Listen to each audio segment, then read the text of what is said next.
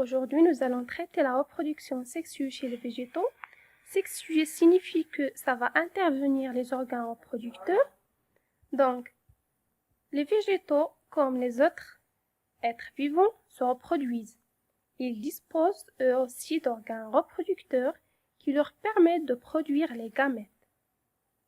La première séquence, c'est les plantes à fleurs, les organes reproducteurs. Voici les différentes pièces florales qui constituent la fleur.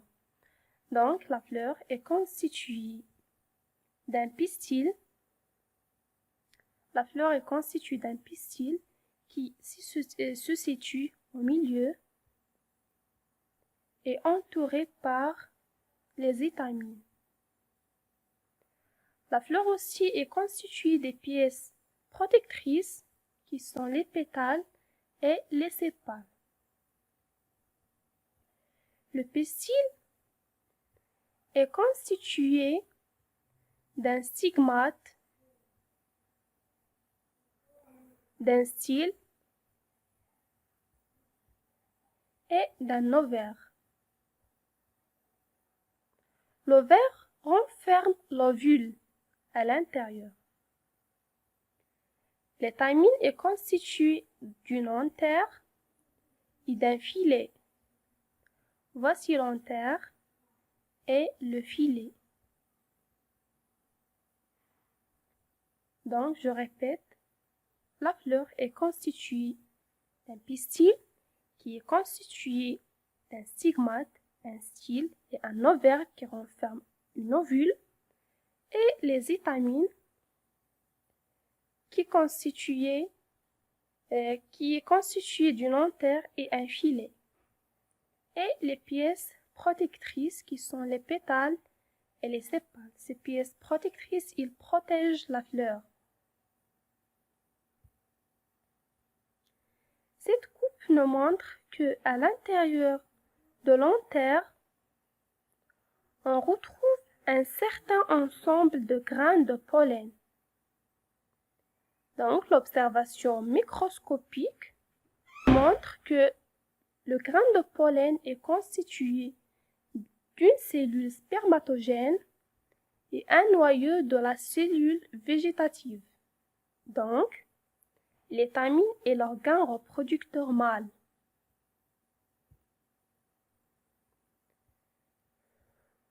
La coupe au niveau d'un ovaire montre deux ovules.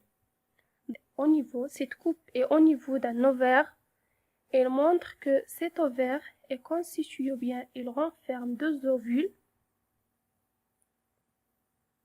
et l'ovule est constitué d'un sac embryonnaire et ce dernier, c'est-à-dire le sac embryonnaire, est constitué de plusieurs cellules. On a la première cellule, la deuxième cellule, la troisième cellule, la quatrième cellule qui se compose de deux noyaux, la cinquième cellule, la sixième et la septième cellule. Donc, le sac embryonnaire est constitué de 7 cellules et 8 noyaux, et l'une de ces cellules est l'osphère. Donc, l'une de ces cellules est l'osphère. Donc, le pistil est l'organe reproducteur femelle. Chez les plantes à fleurs, il existe différents modes de pollinisation. Donc, lorsqu'il est assuré par les insectes, le vent, les oiseaux ou les êtres humains, on parle de pollinisation indirecte. Donc, la pollinisation indirecte, c'est lorsque les grains de pollen qui se trouvent dans l'anthère d'une fleur sont déposés sur le stigmate d'une autre fleur, mais les deux fleurs sont d'une même espèce. Et la pollinisation indirecte, c'est lorsque les grains de pollen d'une fleur déposent sur le stigmate de la même fleur. Donc, la pollinisation est le transport des grains de pollen depuis les étamines vers le pistil. Elle s'effectue généralement par le vent ou par les insectes. Il existe deux modes. Une pollinisation indirecte et une autre directe. Donc, une fois le grain de pollen est déposé, il germe. Et voici les étapes de la germination des grains de pollen. Premièrement, le grain de pollen se dépose sur le stigmate et germe.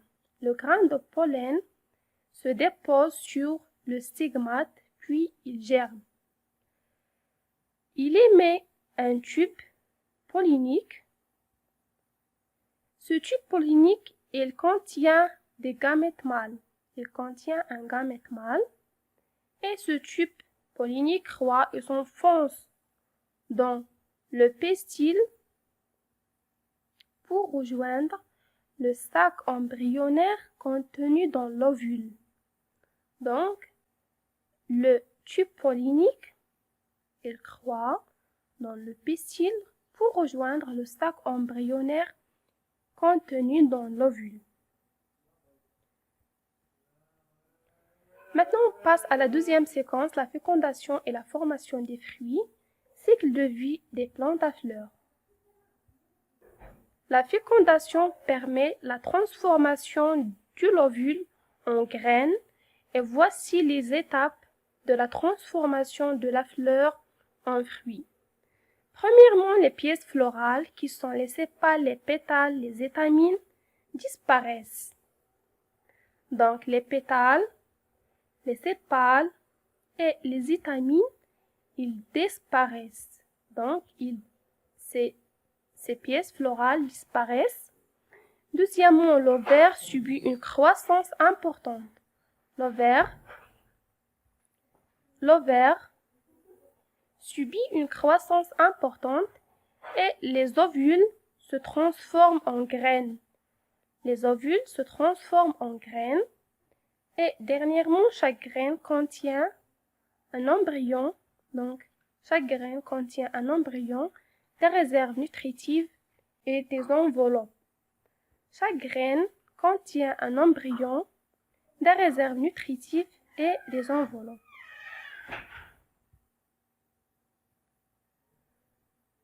Pour la germination de la graine, donc, lorsque les conditions sont favorables, il déclenche la germination de la graine. L'embryon, donc, lorsque les conditions sont favorables, les conditions déclenchent la germination de la graine et l'embryon qui se trouve à l'intérieur de la graine, se nourrit des réserves de la graine et entame sa croissance en développant une petite racine, premièrement, et des feuilles après. Donc, il entame sa croissance en développant une petite racine.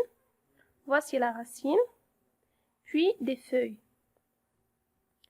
Et l'embryon donne naissance à une jeune pentule constituée du racine, tige et les feuilles.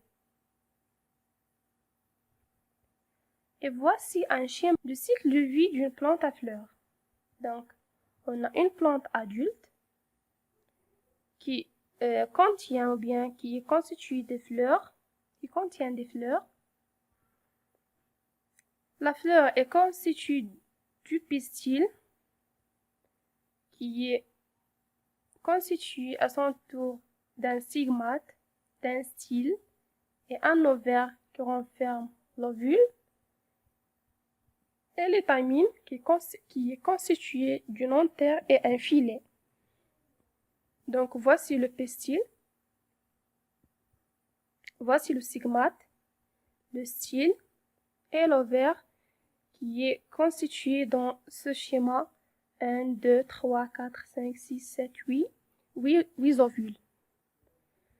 Une fois le grain de pollen est déposé sur le stigmate, il émet un tube pollinique qui s'enfonce dans le pistil pour rejoindre le sac embryonnaire dans l'ovule. Après la fécondation,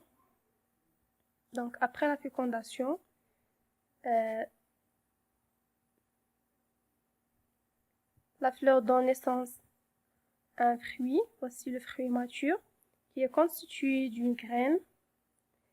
Et cette graine,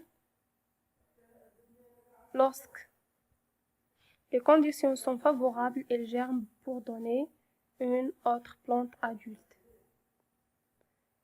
On a terminé la reproduction sexuelle chez les plantes. Au revoir, à la prochaine.